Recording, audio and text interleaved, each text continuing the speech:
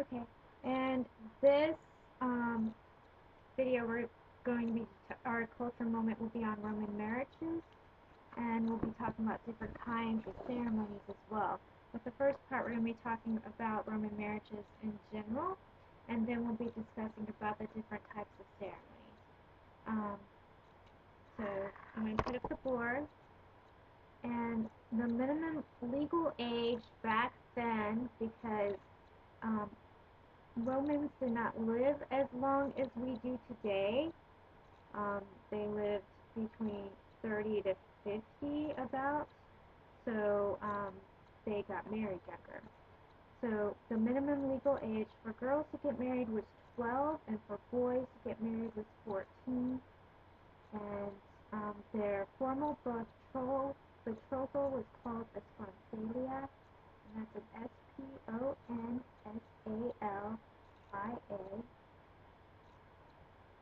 And then they had certain restrictions.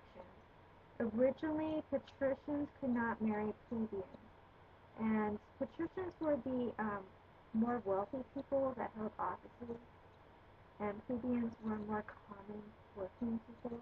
And until 445 BC, they were not allowed to marry each other. And until Augustus's time, remember he reigned until he was the first emperor, and he reigned about 27 BC till 14 AD, somewhere around there. And he allowed free people to marry freed people. And the distinction is a freed person is someone who used to be a slave. And before then, they weren't allowed to marry each other.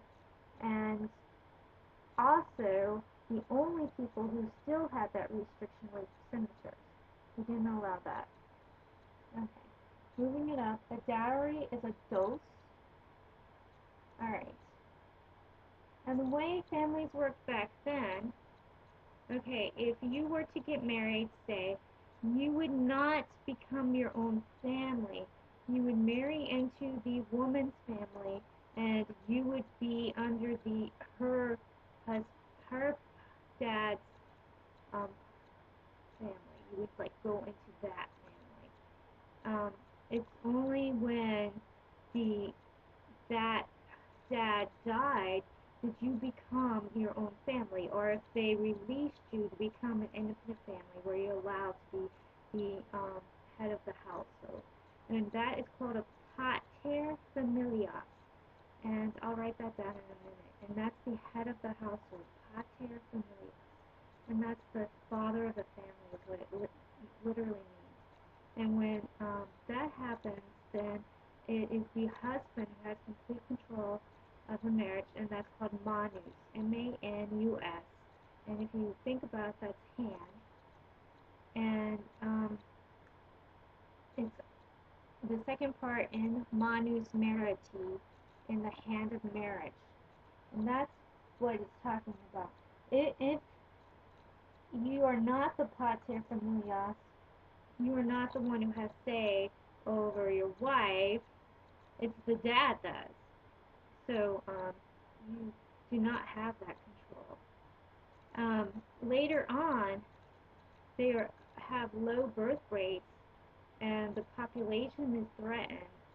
So Augustus makes privileges to people who have three or more children, and it's called jus trium liberorum, and that's the right of three children. And uses I-U-S, trium, that's the number three in the genitive, T-R-I-U-M, librorum, that's children, L-I-B-E-R-O-R-U-M,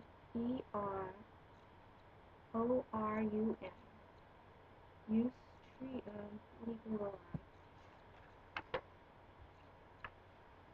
Okay, the very first thing I'm going to write down is the pater familias. Now that's the head of the household. I'm going to write that down so you know how to write it. Make sure you know how to write it. That's the very first thing. And then I'm going to write down different types of ceremonies. But you definitely need to know about the pater familias. And you also need to know that even though you get married, you are not the head of the household. You marry into the family and you become part of the structure. Whoever is the eldest male of that household is the pater familias. Okay.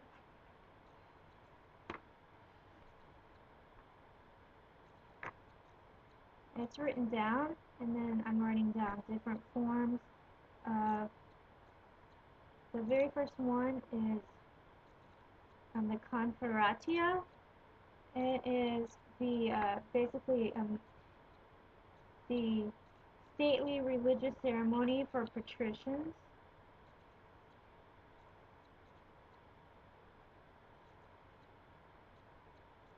At the very beginning, patricians were the only ones that were really had any social standings and considered the only citizens. Later on, plebeians were allowed citizenship, but at the very beginning, when Rome was first founded, of course, um, it was just the patricians. So this is associated with the patricians, the conferatio. So this is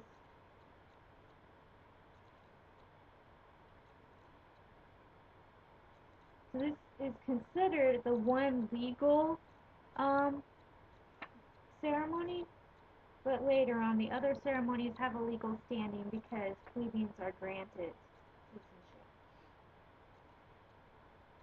And conferatio there's the word far in it, and far is bread, and they exchange bread, and that's something that we take on later with our cake. And I think it is kind of a honey bread.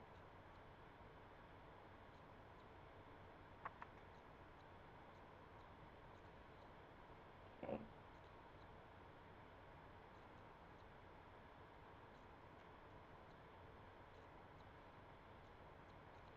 The next ceremony I'm writing down is coemptio. It's a, quote, fictitious cell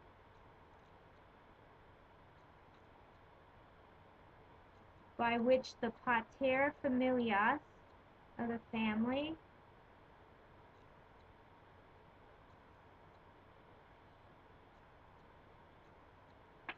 of the woman, the pater familias, so the pater familias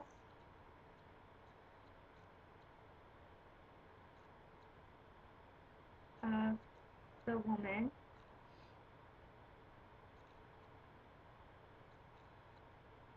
quote sells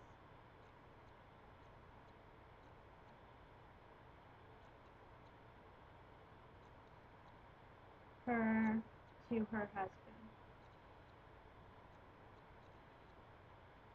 So quote fictitious cell.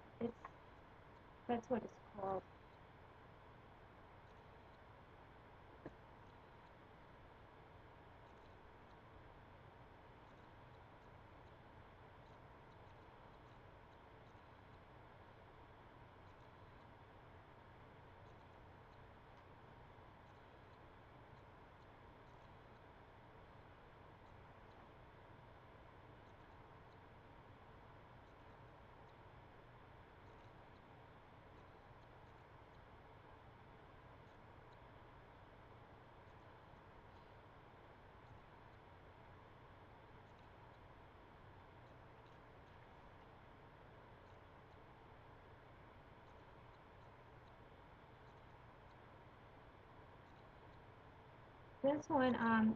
This book, the other book that I used that I wrote down is Pharsalia. Um, Basically, they say, I promise, do you promise? And they say a promise. That's the betrothal. It's very simple.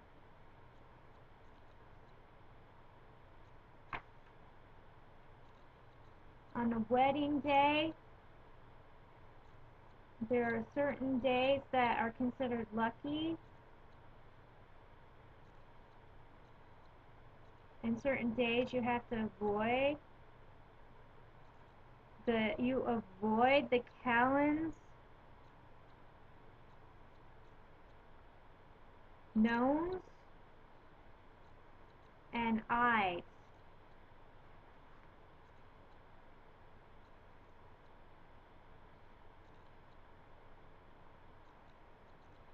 of each day and the day after.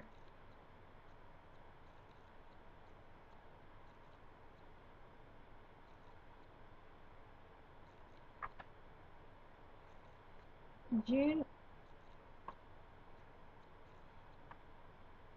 was considered a lucky month. So what did the bride wear? That was considered very important to know.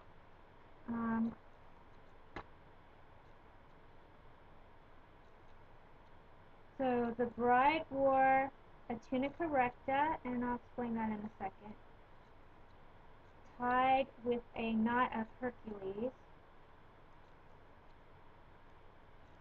that only the groom could untie.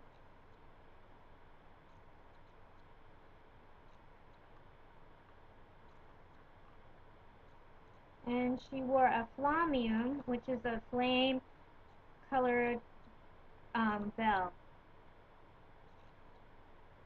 And that's what she wore on the wedding day. There was special care devoted to her hair. It was divided into 6 locks. Her hair was divided into 6 locks by a spear.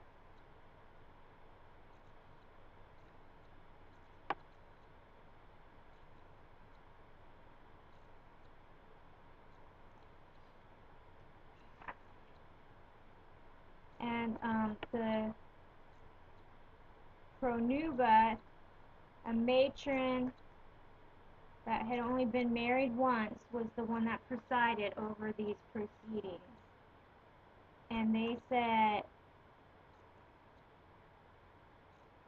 the bride was supposed to say, Quando tu Gaius ego Gaia, which means whenever you are Gaius, I am Gaia. I'm going to always be with you. And that's mostly what you need to know about these weddings. So the paterfamilias is the head of the household. The confratia is the stately religious ceremony, usually reserved for patricians. The coemptio is a fictitious cell by the paterfamilias of the woman selling her to her husband. They avoided the calends, nones, and ides. The calends is the first, the nones is the 5th or 7th, the ides is the 13th or 15th. It all depends on which month it is. I'll teach you what those are next time, because I'm running out of time on the video. And the day after that, it's March, July, October, May, when the Ides falls on the 15th day, and the rest of the time it's the 13th. The bride wears a tunica recta, tied with a knot of Hercules, with the flammeum, which is the flame-colored bell.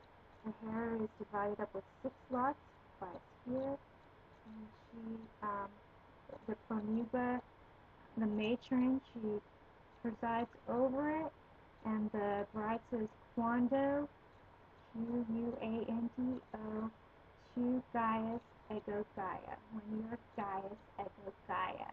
And that's a lot about what you need to know about Roman weddings.